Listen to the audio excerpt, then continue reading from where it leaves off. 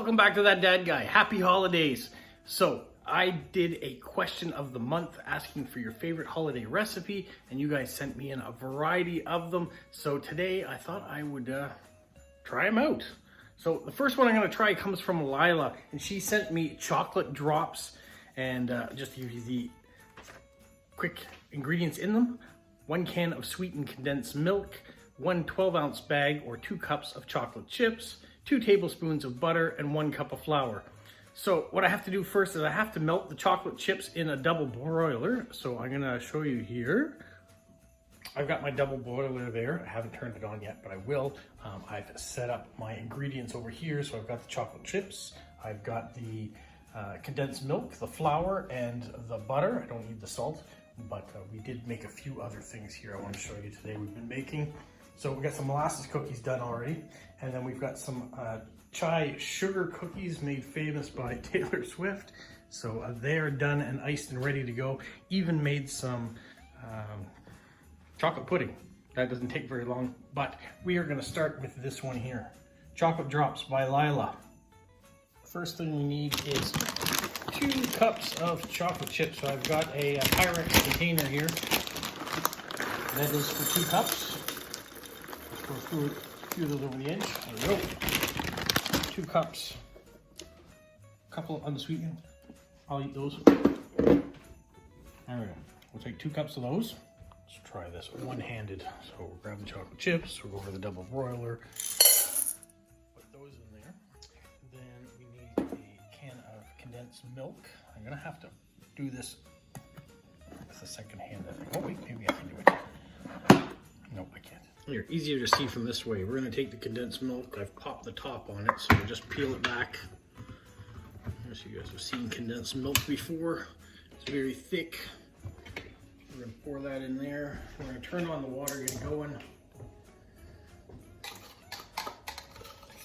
We'll see how long this takes in the double broiler. Go on the sides, get as much of the condensed milk out of there as possible.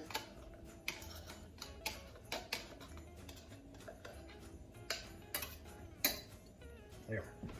And then it also calls for 2 tablespoons of butter to be melted in there. So I've got some butter here at room temperature. Scoop that in there. We'll need 2 teaspoons of that.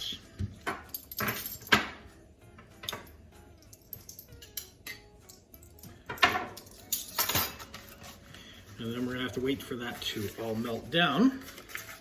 And then we're gonna use a cup of flour in there after. So let's get this all mixed together.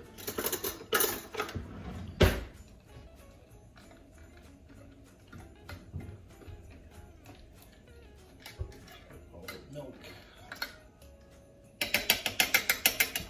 Set that aside, we'll cover it, give it some heat, and then we'll come back to it. We're gonna check on the double broiler. So, we're starting to see the chiplets melt. We'll just give it a little stir here, make sure the butter is melting in too through the spoon. We'll cover it back up again and let it go for a little while longer. All right, let's go back into this again. Take that off. Give it a little stir. It looks like we've got melted chocolate, so we're gonna take the heat off. I'm gonna move it aside here. You can see it's very chocolatey. It says the next thing is to take a cup of flour. We have a cup of flour. You're gonna add it in here. You're gonna do a little bit at a time. And because I assume this is quite warm, I'm gonna hold it with a dish rag. Stirring the flour into the chocolate.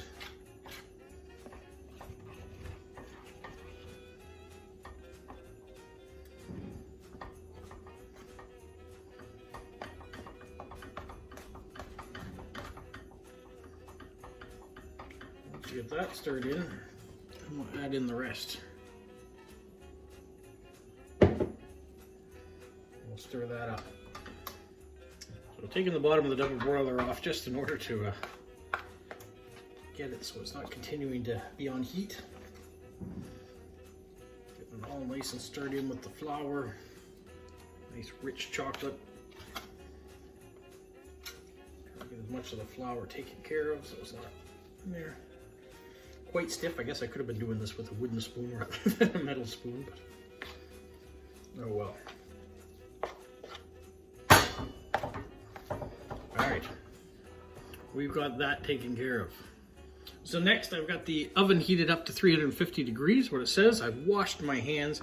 I'm gonna do this way because it says to go on an ungreased sheet and put teaspoons full of balled. I'm gonna assume it's balled, so that's what we're doing here. Good to have nice clean surface.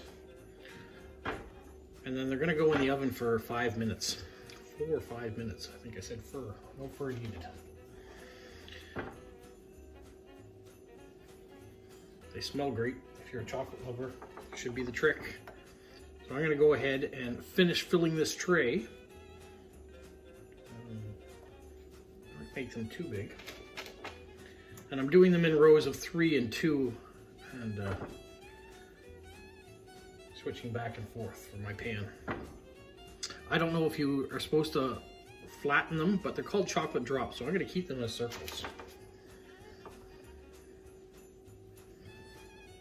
Like a normal cookie, you might take a fork and flatten down the top, but as it's a drop, it's going to stay a ball.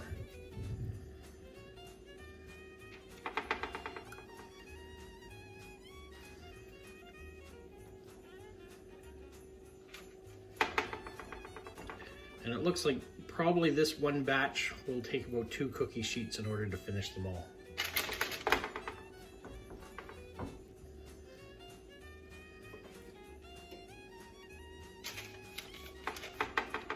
Let's get 2 more in this sheet and see how it goes.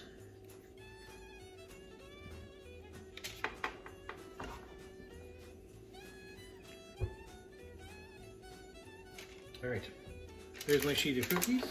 My chocolate drops. We'll open this up, throw them in there, put the timer on for 5 minutes, and then we'll come back and see. While the first batch is in the oven, I'm going to take the remaining dough that's here and just continue to make balls up so they're all ready to go, not to waste any time in the oven. I don't know if these ones are going to be a little bit bigger maybe than the last batch. We'll see.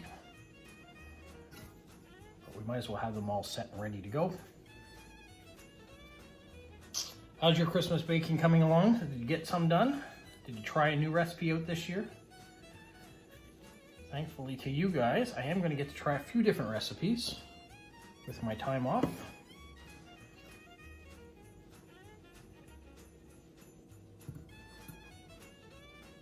It smells like chocolate fudge. That's the first impression I have of these chocolate drops. Whether they'll taste like that, we'll see.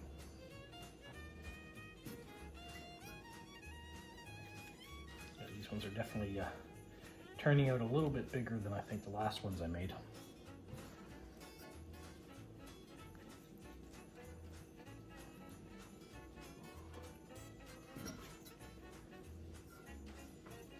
So I'll go ahead and finish filling this plate, and then in a couple minutes I'll swap them out and put these in the oven.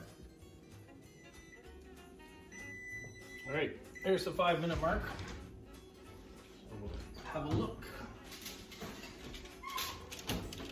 Pull them out. They're supposed to still be soft.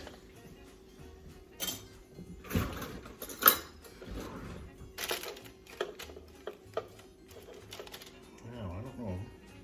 Let's see here. I'll keep them in their shape, so we're just going to transport them with a couple spoons here like this onto a cookie sheet so they can harden up a little bit. Still keep their shape.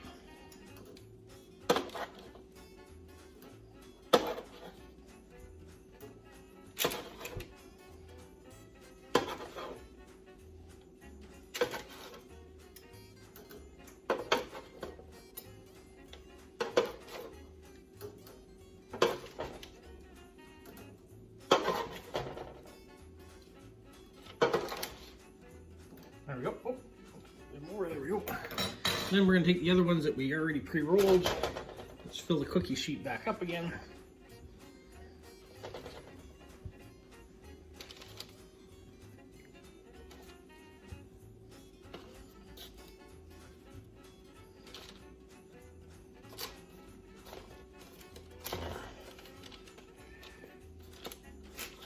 Nice and ready filled.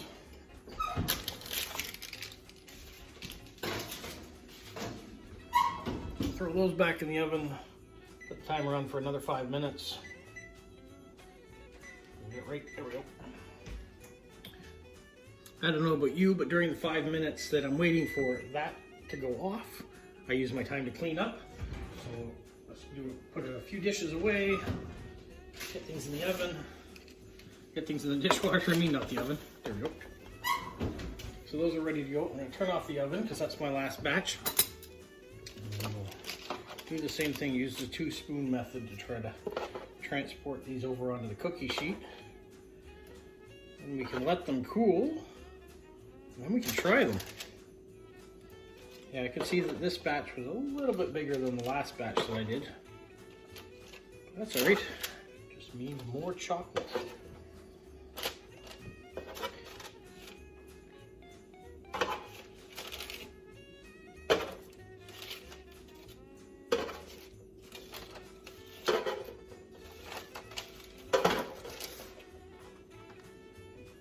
So 2, 4, 6, 8, 10, 12, 2, 4, 6, 8, 10, 12, 24, 24, 26, 28, 30 cookies that batch makes. All right, so there you have it. 30 chocolate drops. We're gonna take one of these ones here. Here's one of the original ones that I made.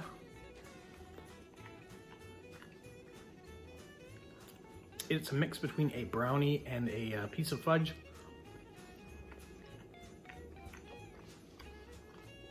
If you like chocolate, if you like fudge, yeah, these are a perfect treat. You probably could even put an icing sugar on top if you wanted to make them even sweeter. You could do them in that. But yeah, this is a great recipe. Thank you so much, Lilah from Maryland, for submitting this one. This is just one of a few that I'm going to try. So stay tuned when there'll be more videos coming out about recipes you guys sent for the holidays. So you guys have a magical week. What, Polo? You say like, subscribe, share, and tell all your friends? Who's a good boy? Who's a good boy?